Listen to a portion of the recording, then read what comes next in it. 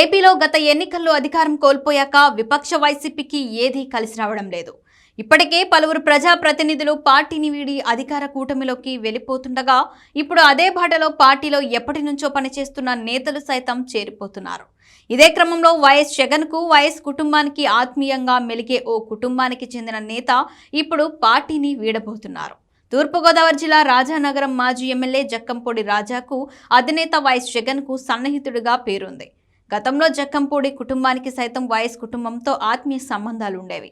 అయితే జక్కంపూడి రాజా సోదరుడు జక్కంపూడి గణేష్ పార్టీపై అసంతృప్తితో ఉన్నట్లు తెలుస్తోంది. ఇప్పటికే నియోజకవర్గంలో ఓ నేత పెత్తనం ఎక్కువైపోయిందనే అసంతృప్తిని ఆయన పార్టీ అధిష్టానానికి కూడా చెప్పినట్లు సమాచారం. ఈ నేపథ్యంలో పార్టీ నుంచి తగిన స్పందన రాకపోవడంతో జక్కంపూడి గణేష్ వైసీపీని వీడేందుకు సిద్ధమవుతున్నారు.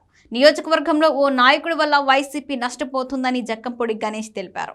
ఎందుకు పార్టీ వీడుతున్నానో అధిష్టానానికి చెప్పానని 2 రోజుల్లో ప్రెస్ మీట్ పెట్టి అన్ని విషయాలు బయట పెడతానని జక్కంపూడి గణేష్ వెల్లడించారు. దీంతో జక్కంపూడి గణేష్ ప్రెస్ మీట్లో ఏం చెప్పబోతున్నారనేది స్థానికంగా ఉత్కంఠ రేపుతోంది. అసలే జక్కంపూడి రాజా ఓసారి గెలిచి మరోసారి ఓడిపోయారు. ఆయన సోదరుడు ఇప్పుడు పార్టీని విడితే రాజా కష్టాలు పెరగడం ఖాయంగా కనిపిస్తోంది.